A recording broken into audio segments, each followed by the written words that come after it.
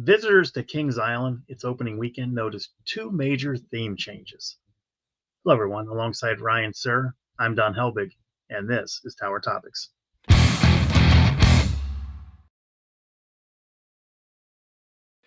Tower Topics is a podcast by Kings Island fans for Kings Island fans, because that's who we are and that's who we care about. Hey, Don, let's kick this off by thanking our Prestige members. Thank you so much, Miss Mandy, 1983, Lil Mac, 21, Brian Hauser, 330T, Logan Lipper, Aaron Bort, Jacob Fix, Damon Barnes, Stephen Horneck, Eric Grau, Ian Crawford, Dustin Jackson, Songster Smiko, and Dakota Cole. Thank you guys so much for supporting Tower Topics at the highest level. That's the prestige level. If you want to be involved in Tower Topics, there's a link in the description. Members get early access to the videos, exclusive content, exclusive live streams, and hey, some tiers we can get some free stuff. So, Ryan, it's opening weekend. Guests think they know what they can kind of expect, but there was a couple of surprises when they entered the park. Now, some, would have found out watching the news in the morning that Backlot Stunt Coaster has been rethemed. That's right. And what's that canonical line? Had I woken up this morning with my head sewed to the carpet, I wouldn't have been more surprised. Yeah. If I woke up with my head sewn to the carpet, I wouldn't be any more surprised than I am now. That would be the line. But yeah, I mean, the morning news, they're talking about Backlot Stunt Coaster being rethemed, Queen City Stunt Coaster. But what does this involve? New billboards. So what they did was they essentially they gave it a new name, and it does look nice, Queen City Stunt Coaster. And they have various billboards from around the city, including the Roebling Suspension Bridge, Cincinnati Museum Center, Fountain Square, the Lytle Tunnel, Downtown Skyline, stuff like that. So out goes Backlot Stunt Coaster, in comes Queen City Stunt Coaster. And it's for the 20th anniversary. And, I had a situation where, I just happened to wake up around, 3:15 in the morning, and I saw this, and, it was on, the news was showing that they had that update. It was on X, and, I had to take a closer look at it. And, we had heard, Ryan, that they were going to do some different things with this, before the opening. We knew that they were swapping out the billboards. We didn't know it involved necessarily, what the exact name was going to be, but we didn't have enough to really include that in our season opening episodes. And, just to see the detail and all that, I mean, I liked it. I thought it was, really well done, well thought out. I like the local, tie to Cincinnati. And I think, for the 20th anniversary, I think that's a nice little touch. Yeah, I mean, the billboards certainly look nice. They needed to be replaced. It's hard to believe it's been 20 years. The only critique that I have, this really bummed me out. The show scene at the end, no fire, no gunshots, helicopter doesn't move. So anything that did work from, I guess, the original Italian Job soundtrack seemingly has been removed. I've heard that the fire may or may not return. They're essentially in a state of seeing if they can get away with not bringing it back. But literally, the train goes up to that last spot. It stops. It lightly plays the Mighty Mouse theme, and then it continues on about 10 seconds later. So now in that spot of the ride, what I think they should do, Ryan, is I think they should line both sides with orange barrels. Yeah. And make it look like you're stuck in traffic, going through downtown Cincinnati, because everybody that's, especially rush hour in the morning, you're going to see the barrels, you're going to see traffic stop. You are stopping there, momentarily. So for me, I think that's something, if you really want, the Queen City effect, let's add some orange barrels there. I mean, you got time. I mean, the park isn't open daily yet. So, just go find some barrels, stick them in that spot. And I think you really add to the theme. Yeah, that could be cool. I do like that. Overall, it is neat. It sucks that it was a little bit of addition through subtraction. But does the look and feel of the ride seem better? Yes, I would say so. I would hand that to them. Yeah, now the one thing, Ryan, though, okay, knowing that they were going to do this, if I was there and working in PR and the digital side like I did for a number of years, one of the things I would have wanted to do is I would have used this as my April 1st post and said Backlot Stunt Coaster is going to change, and have all the signage and stuff and show what it's going to look like. And everyone would have thought it was a joke. until they got to the park. And then they would have seen that it wasn't joking. So nobody would have taken it serious on April 1st. So I think I would have played that angle and just put it out there on April 1st and just seeing if anyone buys. Most wouldn't have. And then they come to the park and they're really surprised by that. There was a little bit of a, disconnect, because when you put something out there, you send it to the media in the morning. Mm-hmm. News, they're running with it 4 or 5 o'clock, and it's on your socials. And you go to the website because you're looking for more, because it's directing you to the website, for more from the social post. And it still showed Backlot Stunt Coaster, was still the name of the ride, whether it was the mobile app or it was the website. And it wasn't until 5 or 6 hours later that those got updated. So I think that part of it, when you're going to make a change like that, you want to have all sides aligned, so whoever's updating the web, should have been, ready to go when, PR was ready to send out the release and digital was ready to put it on social. All of those should have all come together and done it at the same time. But other than that, I mean, I think it was, it was a nice touch. I think it needed, it's a nice way to breathe some new life into that ride for its 20th anniversary. And I think you could have taken it an extra step too. Right next to it, you got Ralph's Ice Cream. So why not retheme that and just make it like Queen City and call it Ice Cream or something like that, right next to it, to kind of help, just build it out a little bit more about that Queen City type theming. I'm not real sold either on having to have Stunt Coaster as part of that name. You could have come up with Queen City something else, Queen City Express, or, just something else. But, because there are no stunts with it anymore. It's now like a ride through downtown Cincinnati, right? Yeah. Yeah. So it was a little weird. So from what I gather, and I was asleep in bed like a gentleman when they released the stuff at 3 a.m. And then the website wasn't updated. The app still said Backlot. So I actually had a bunch of people texting me in the morning, like, "Is this real?" You Yeah, I know. had that too. A lot of people were like, "Don, this is a joke, right?" I'm like, no, it's real, and because we had, there'd been a little bit of, rumbling what was happening, and I'm glad we didn't go out with it. I think, let the park have something, where they can be the first with it.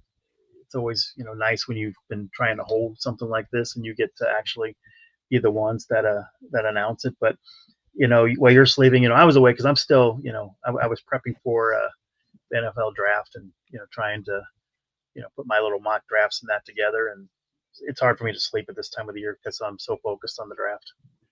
Absolutely. Yeah, and then they had a social post that they pulled down again. Um, I'm guessing it didn't do what they needed it to do. Yeah, that was one of the things that had been sent to. I think you might have been on that thread too. Was they did this twice? Why would they Yeah. do that? Was it not getting the engagement? Was there an error or something? I don't know, but again, it was nice, and it's a nice little surprise for opening day. It gave the media something to talk about that morning, as part of their Kings Island is now open for the 2025 season. So well done, Kings Island. I love what you did there with this. Well, if you liked Queen City Stunt Coaster, you're going to love what I show you here next, because Flight of Fear is still Flight of Fear. It's not Queen City of Fear. Thank God. Not yet. Not yet. It's coming.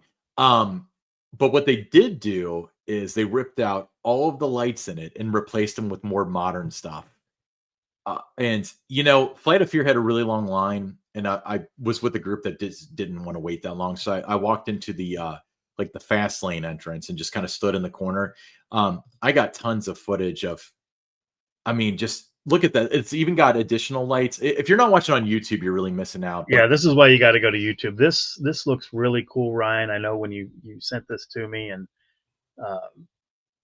this was a total surprise, I think, to both of us, that this was going to be taking place. I think this ride opened in 1996.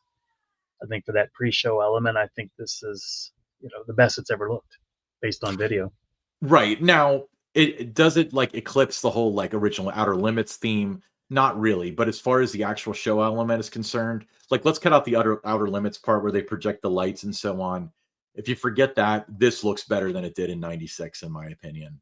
And I definitely see 96 through like rose colored glasses. There are additional lights on it. So what I had heard was that they were going to use old old Christmas lights from like the Eiffel Tower Christmas tree, and put those in there. I thought they were going to be strung around, but that's not the case at all. They replaced all of the lighting with just other stuff. And then if you look, I know you have a little trouble seeing Dom, but if you're watching on YouTube, the little dots that are around the perimeter of the saucer, those are old Eiffel Tower Christmas lights, and they're integrated with the show. I've never seen anything like this. One thing that they did eliminate when they put in the new TVs was they cut out the closed circuit TV stuff where it shows like, oh, they're already in the hangar. And they never really compensated for that. They still don't have that feed, but they don't need it because when he says we're already in the hangar, it turns on all these house lights. So it's almost like they're definitely picking you up on footage and so on. So yeah, it's I tell you what, I almost got emotional seeing this. I am so freaking happy with how this turned out.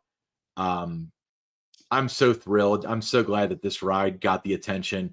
This is the best that it's looked in years and years. And for all the parties responsible for it, mazel tov to you. This is my favorite thing that I saw opening weekend. This is beyond incredible. Yeah, I know you were raving about it, and again, looking at the video that you sent me, rightfully so, and it's really refreshing to see this ride. It turns 30 next year, but to see that there's still some people there that care enough about it that they really want to elevate the experience and make it the best that it can be. I can't wait to visit and check it out myself. I mean, honestly, it's like I probably spent 15 minutes or so in the hangar and like no regrets at all. Just like seeing it and just how it's restored and how good it looks. And it's just, it got so, I mean, like, granted, like they did a little bit to try to like fix it like 10 or 15 years ago. Nothing like this, though. This is perfection. It's wonderful. We always talk about these rides and how like their theme degrades over time and nobody does anything about it. This is the complete opposite. This is like Disney kind of stuff where it's like, we're going to fix everything and we're going to add a little bit more just because we can. But if you're listening to this and it's on a weekend or a day the park opens, drop what you're doing, get to the park and get on Flight of Fear because this is awesome. Yeah, I think again, like I said, it's the best that it's looked, if not ever, but in years. I would argue ever. Again, the part with the Outer Limits stuff was really cool. This doesn't really replace that, but that's kind of an unfair playing field. Yeah. Take the rest of the show, then this is definitely better than it was in '96. Yeah, I mean, like I said, it looks impressive. It looks, like I said, the best that it has been, but until you actually experience it in person, if it's not, it's up there and definitely worth checking out. And it's going to be one of the first things that I do on my first visit is go check out Flight of Fear. As it should be. All right, let's move on to a segment we like to call Buy or Sell. Don, buy or sell? Chef Perez said in a TV interview with the new smoker, burn ends will be on the menu every day at Coney Barbecue. But due to demand, they'll be yanked off the daily menu by Memorial Day in double stack chicken sandwich fashion. Buy or sell? That is still a sore subject with me, Ryan, last year with the double stack chicken sandwich. We were so close to the getting into the restaurant, being able to get it when it got yanked off the menu. But I digress. I'm going to sell. I think there is a commitment. Chef Perez said it with conviction that this would be available, every day. They got the new smoker. It's an immensely popular item, but I think they'll be able to keep up with the demand. And when you go to Kings Island, you will be able to expect and you will receive burn ends every day. So I am selling that that's going to be an issue.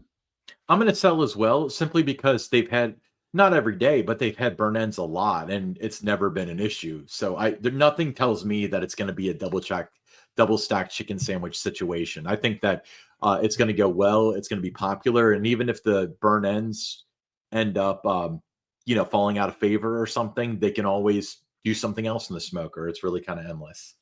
Yeah, I think, Ryan, we should make it a rule: never talk about the double stack chicken sandwich again. It's a sore subject. Kind of like how Goonies never say die, huh? All right. Let's move on to some industry headline news.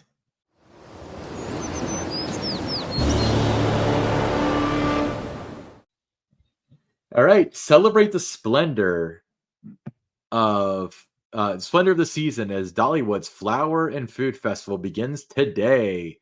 Stroll among the breathtaking, larger-than-life mosaic cultures and over 500,000 vibrant blooms. Savor mouth-watering festival-exclusive flavors that will awaken your taste buds and enjoy brand new shows that bring the spirit of song and story to life.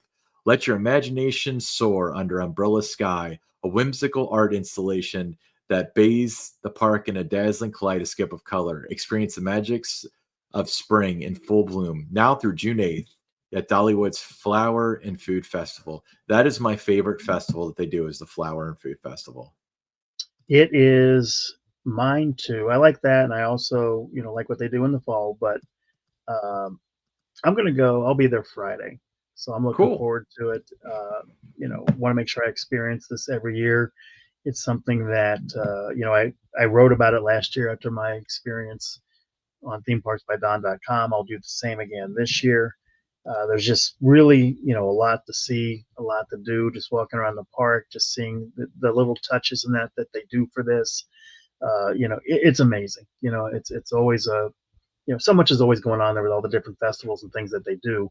But again, this is, it's right up there. My favorite, your favorite. Definitely worth checking out.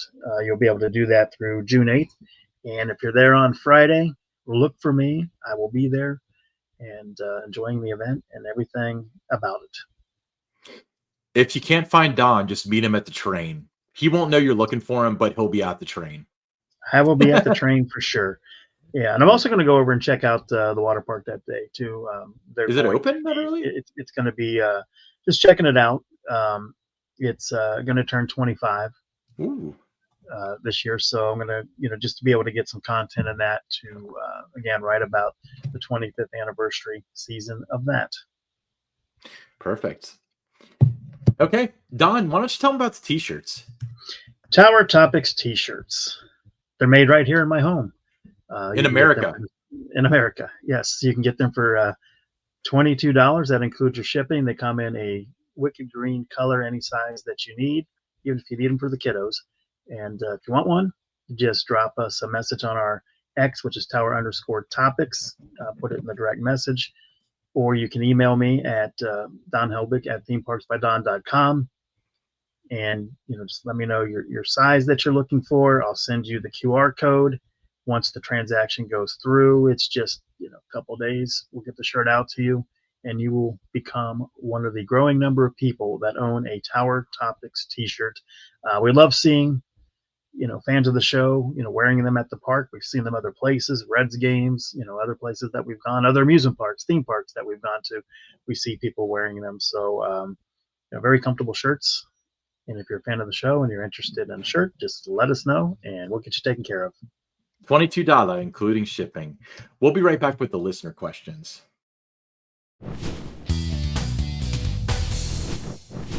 First listener question, Luke from Cincinnati. He said, "Hey, Don and Ryan, I have another question for the podcast. I've always been fascinated by this topic and thought it would make for a good episode even.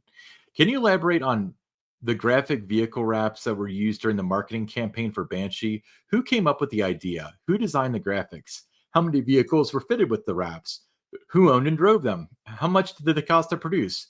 Was a local vendor used to produce and install them, or was it done in-house? How long were the Banshee wraps vehicles on the road for? Has Kings Island ever used vehicle wraps for other rides?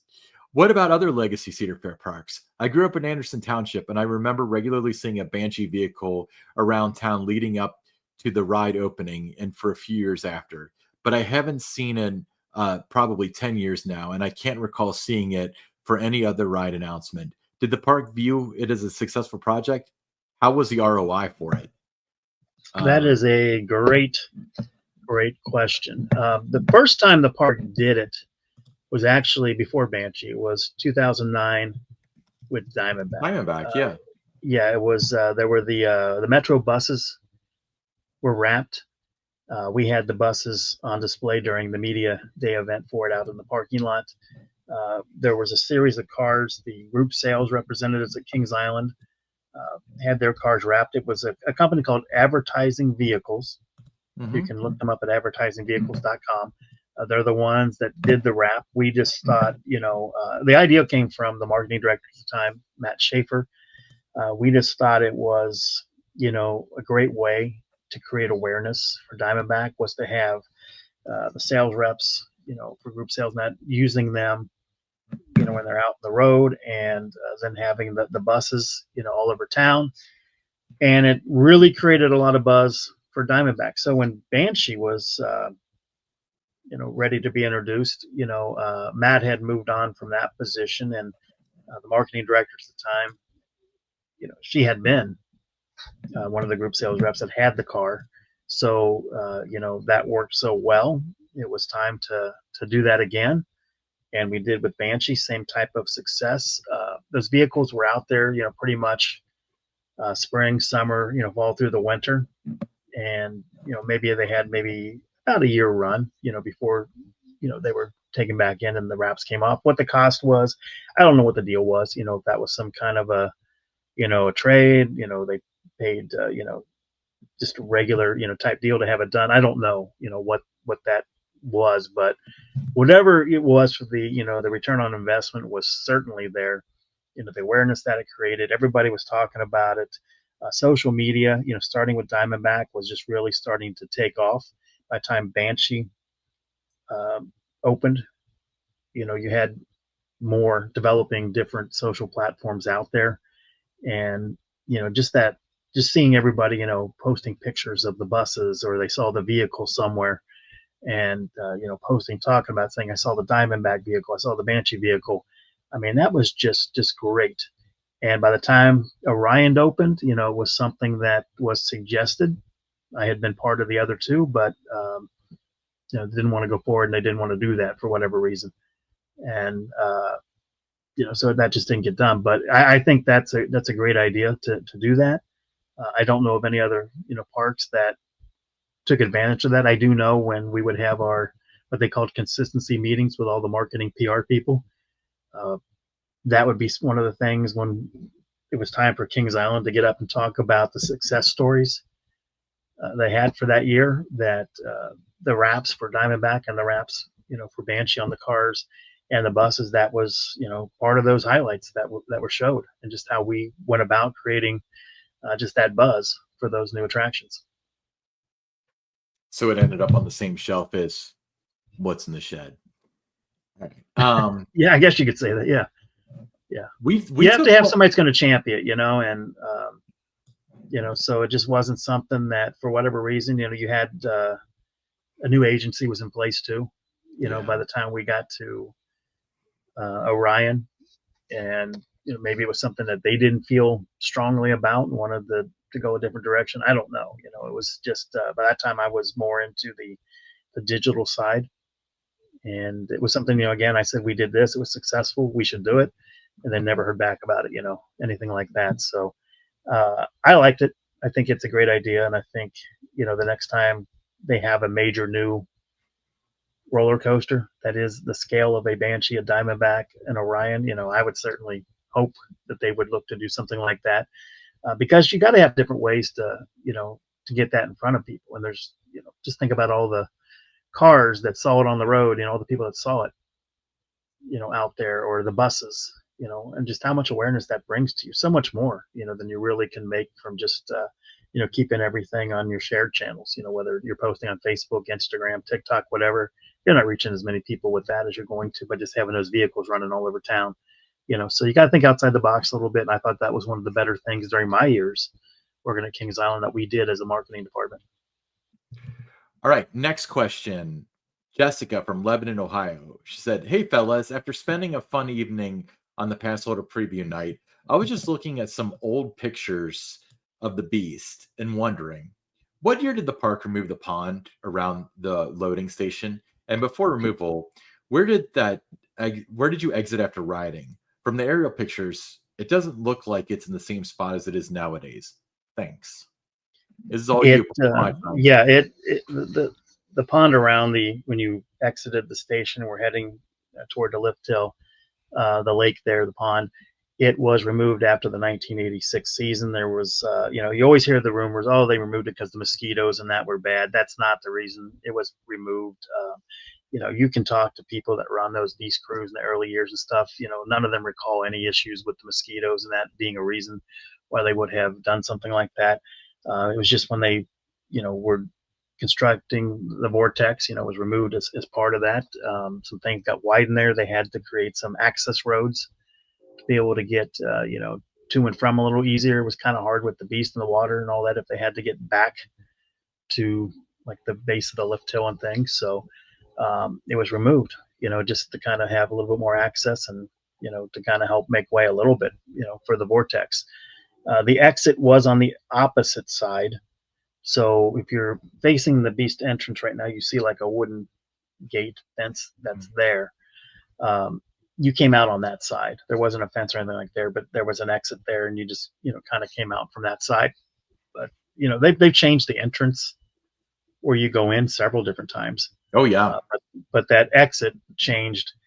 You still got off the train on the same side and you kind of went down, but then you wrapped under the station. Kind of if you have fast lane now where you kind of go up the back steps and all that, it's kind of back that way where you came out.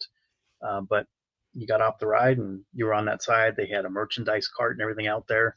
They sold these buttons that said, "I wrote it." I tamed the beast and all that, run those little carts. And but that was the side that you came out of through 1986. Hey, let's see if you can dispel this rumor or confirm it. But so right when you walk in for where the beast entrance is now, they used to have those Coke machines, right? Mm-hmm. Was there like Yeah. a restaurant there at some point? I've heard that there was like they had grills and stuff there. It's like before my time, but they covered them up with the machines. Do you remember anything like that? I don't remember that. What you had was you entered the ride kind of where you're coming off the exit right now, where you get your photos and all that. Yeah. You came in that way. And then there was a couple of different, depending on what the crowd was like, how many of those different, queue areas that they opened up. But there was the Coke machines and that where you could get drinks was inside the one queue before you go up the ramp. So you're going through, that's where they had several different things. And that was part of the problem with the pond and the lake is people would get their drink there. They'd go through how many rows? I don't know, 6, 7 rows, whatever it is, before you go up the ramp. By the time they're going up the ramp, they're getting, ready to get into the station to ride the ride. They would toss their cups and things into the lake. They would throw their hot dog wrappers and that into the lake. So that played a part in it because they were always out there cleaning up everyone's trash. Yeah, with a boat and a drudge. All right. Last question. This is Kate and Thomas from Mason, Ohio. We are big fans of Dippin' Dot stands at Kings Island. We were curious who decides which flavors are offered. The changes to the flavors for the 2024 season were not very good in our opinion, and are hoping for sometime soon we can get mint chocolate back as a flavor. It is possible to influence the buyer. Is it possible to influence the buyer to add mint chocolate to the list of flavors? Thank you for your time. This is something I tried to get a direct answer from somebody, but I couldn't. But what I understand is that at the Dippin' Dot locations, it's kind of a collaborative thing between the park, their teams and Dippin' Dots in terms of what's going to be served. But the park has kind of the final say in this. Mm-hmm. The park has all the information. They track sales. What was most popular and all that. So the park would be the ones that you would want to ask. Specifically if you have a certain flavor that you want back. When you're at the park, go to guest services, and leave a comment there about what you're looking for, and what you're interested in, and see if you can get it done there because they do have, the final say is going to be on the park side in terms of what flavors are going to be served. And I bet if you drop the suggestion, they'll actually do it because you're probably the only person in the park that has an opinion that strong on Dippin' Dots flavors. I agree with them. I think I would like to see that, back. I don't dislike the idea at the least, but I've never been like, no, the selection of Dippin' Dots here isn't very good. Like I've never had an opinion on that before. But I will say that cookies and cream is my favorite Dippin' Dots. I'm just saying. Yeah. All right, Don, if you have questions, where do you submit them? You want to submit them through our X, which is Tower_Topics. You want to do it through the direct message avenue.